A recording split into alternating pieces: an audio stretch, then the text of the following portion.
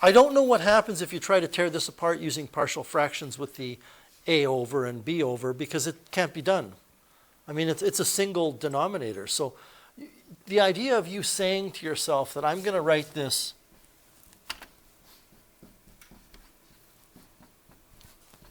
as something over x minus 2 is kind of insane.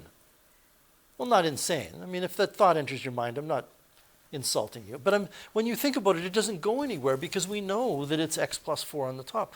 So there's nothing here you can do about changing the appearance of that fraction using the techniques that we've learned. However, you can divide x plus 4 by x minus 2 using division. And the fact that the divisor is of the form x minus a, it's a linear factor with a coefficient of 1 in front of the x, means we can even use synthetic division, but we're not going to be able to do so here. Okay? So here, what I'm going to do is I'm going to take 1x plus 4, and I'm going to divide it by x minus 2. So just a reminder with synthetic division, what this actually is x minus 2 being divided into 1x plus 4. That's what's actually going on, but we don't write what's in green unless you want to. And we move the 1 down. You take your 0 of 2 and multiply it by 1 and get 2, and then you add it. And we're done. Now, what does that do? What purpose does that serve? Well, I'm going to review with you the division algorithm or the division statement using numbers. If I said to you, we're going to take 25 and divide it by 3, it shouldn't require much thought on your part. We shouldn't need to write out long division statements here to say that it's 8. That 3 goes into 25 8 times. And we have something left over. Okay? So what we get here is this yields, and I'm always leery about putting equals because it's not equal to what I'm going to write. It equals 8 with a remainder of 1. Would you agree? Okay. So what is the mathematical relationship between 25, 3, 8, and 1? You know, the word remainder, and I'm in a Math 30-1 mode right now, but the word remainder seems to imply leftover, which implies add. But you, of course, know that 25 divided by 3 is not equal to 8 plus a leftover 1. That doesn't make sense, because 8 plus 1 is 9, and 25 divided by 3 is not 9. What it's equal to is 8 plus 1/3. You're left with the remainder out of the divisor. And that's the division algorithm or the division statement.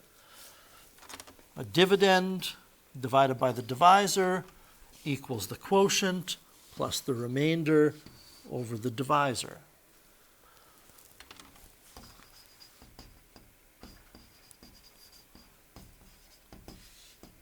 Just for completeness sake, I'll just put these words here.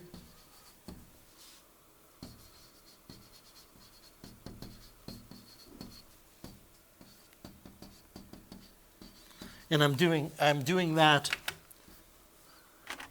mainly because I have Math 30-1 students in the class, and every little bit of review for the diploma exam coming up is going to be helpful.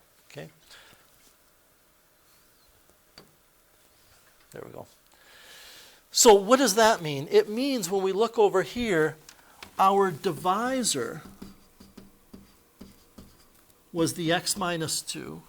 Our dividend was the x plus 4.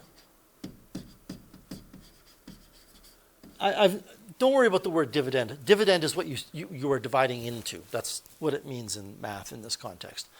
This is the quotient, and this is the remainder. So what this means is that this integral of x plus 4 over x minus 2 dx is equal to the integral of the quotient plus the remainder divided by the divisor. I can rewrite this and I can say this is equal to the integral of the quotient, which was 1, which was 1, plus the remainder, which was 6, over the divisor, which was x minus 2. And that's like taking candy from a baby. That's pretty easy. You know, if you want to be kind of stepwise clinical about this,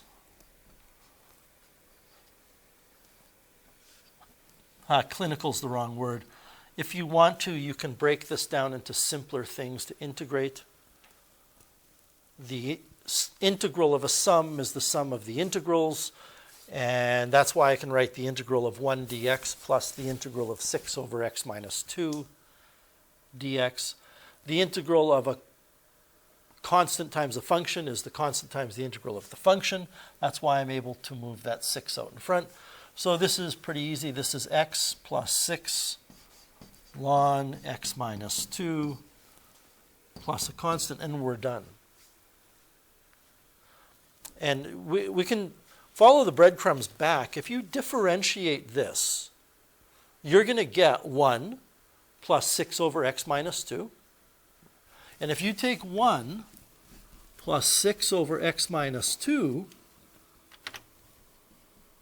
you can put these together with a common denominator and get x minus 2 plus 6 over x minus 2 to convince yourself you get x plus 4 over x minus 2. It works. Okay. Any questions with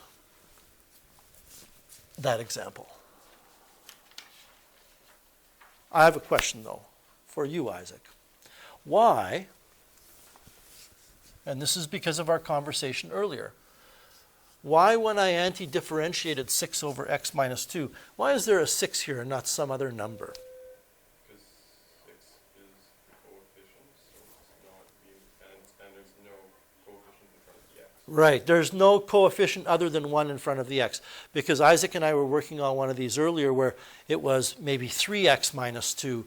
And because of that, the coefficient we had in the antiderivative was only a third of what it should have been. Because when you differentiate ln of 3x, you get 1 over 3x times the 3. So just watch out for that. So no questions with that one. All right. Next one, number 7. This is the final example of the final lesson of the final unit of this course. So after this, we're reviewing and getting ready for exams. So I should have made this point here.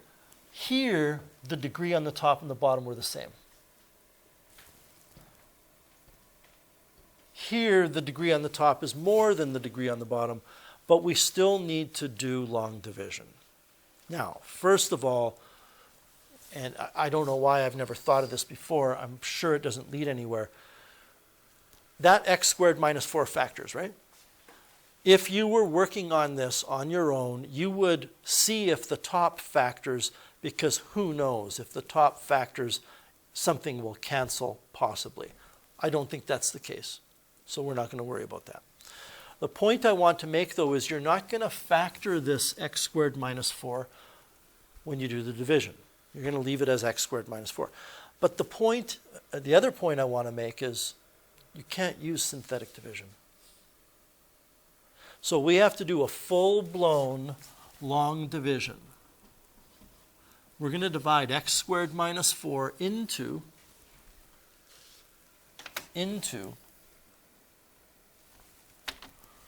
that cubic polynomial of 2x cubed minus 1x squared minus 3x plus 2.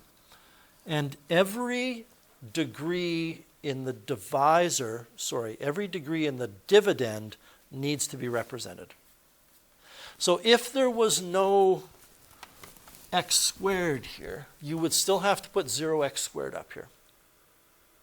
Okay? You do not need to write every degree in the divisor. You certainly can write here, write x squared plus 0x minus 4, but it is not necessary. Now, it's been a while since we've done this. I'm pretty sure we did long division in this course for a different reason. But for the life of me, I can't remember what it is. Doesn't matter. When you do division on paper, going back to elementary school, there's layers to it. And the first layer has stages. You divide, you multiply, you subtract. And then you go to the second layer where you divide, you multiply, and you subtract. When you divide, I wish I could remember when we used this. Does anybody remember what we were? I remember doing it, I don't remember what it was for though. Yeah.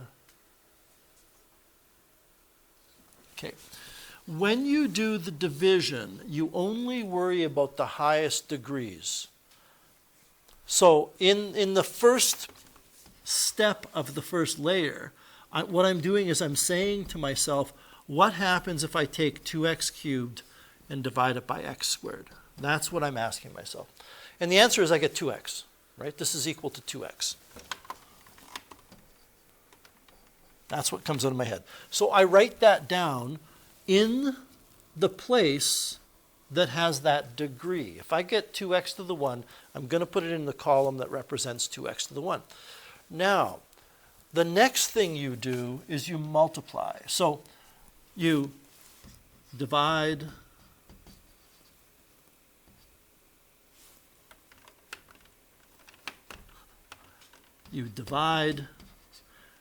then you multiply,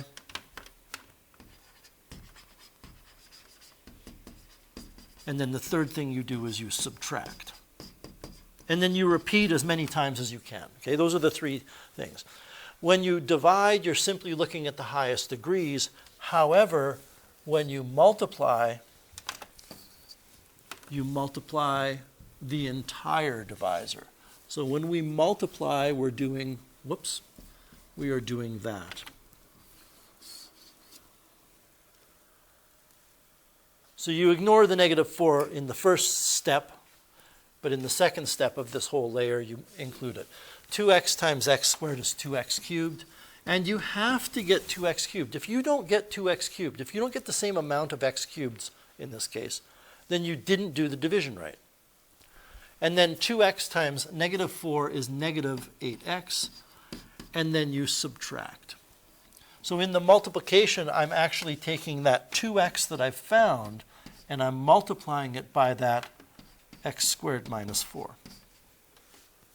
I have to multiply the whole thing. And then I subtract. I don't think I really need to write what we're subtracting here. It's up top, in the top right part of the screen. So when I take 2x cubed minus 2x cubed, I get no, that should be cubed. I get no x cubed. I mean, I could even do this, but I think that's overkill. When I take the -3x minus the -8x, I get 5x. But don't forget about this. I have -1x squared here.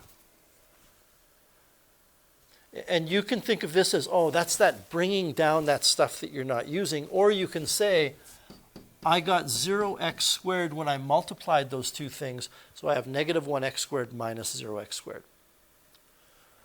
And now we're going to divide. So we're going to repeat the process. And I mentioned to you earlier when I said you divide, you multiply, you subtract, and then you repeat, I said as many times as you can. And we still can, because now we are back to looking at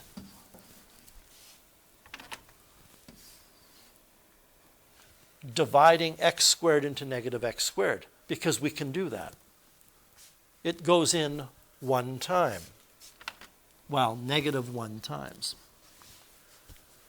So I'm into the second layer.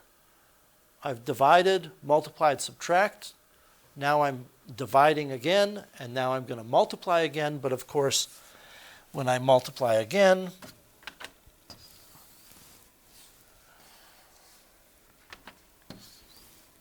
you multiply what you got, by the whole divisor. So I'm going to get -2x squared, sorry, -1x squared, and then I guess plus 5. 5, geez. Plus 4. 1 times 4 is 4. And I didn't get any x's, and if you like, you can put 0x there. And again, you have to keep track of things that you're not necessarily using. Like you can't just ignore this 2. This 2 is part of what you're subtracting from. So again, there's that concept of bringing the 2 down. And now we're going to subtract.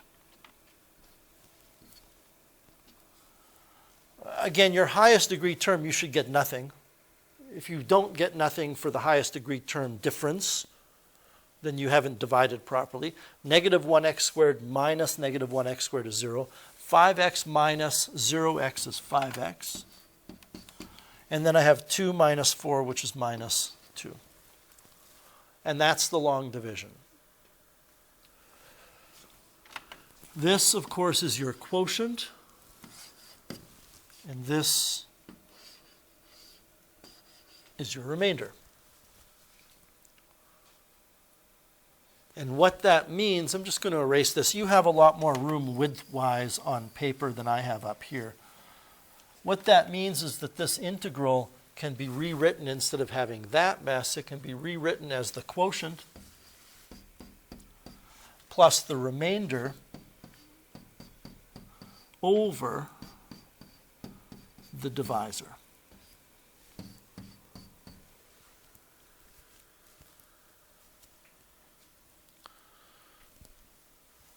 And from an instructional standpoint, from a teaching standpoint, I do believe there's value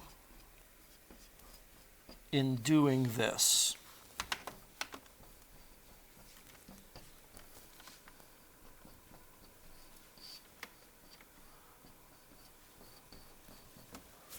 I do. I do believe it's important that students see we are integrating each of those terms. Am I allowed to move that 2 in front of the integral? Yes. But this is a case where I don't think I'm gaining anything by it because the antiderivative of 2x is x squared. I think if you move the 2 out in front, don't write this down, but if you move the 2 in front and then you say the antiderivative of x is x squared over 2, you're just making more work for yourself.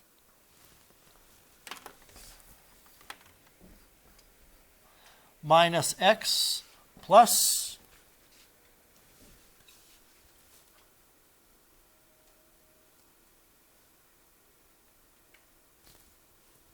just pack it up and go home? Do it again. Do what again? Partial fractions. Partial fractions. Because now what we have is a lower degree on a higher degree, and the higher degree is factorable. So I'm going to actually go to a new page here and do this on the side. We're trying to tear apart 5x minus 2 over x squared minus 4. There it is. So I'm not worried about the integral here. I'm just saying 5x minus 2 over x plus 2, x minus 2, is equal to a over x plus 2 plus b over x minus 2. And I do what we learned 2 days ago. I find out what a and b are so that then I can change that integral so I can anti-differentiate it as logarithms.